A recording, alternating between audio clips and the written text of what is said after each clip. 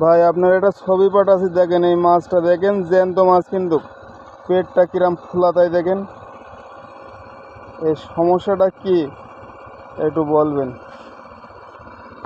এই দেখেন পেট কিন্তু কঠিন খোলা, ঠিক আছে। আর এই দেখেন পেট কিন্তু নরম তোল দিলে, এই দেখেন এই চাপ দিচ্ছে ওর ভিতরে ঢুকে যাচ্ছে। ওই দেখেন মাছ জ্যান্ত কিন্তু, ওই দেখেন মাছ নড়ছে।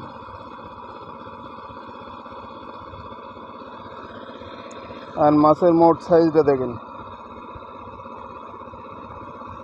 আর ওই পাশে যেটা দেখছেন ছোটো মাছ, ওটা কুজো, ওটারও পেট খোলা।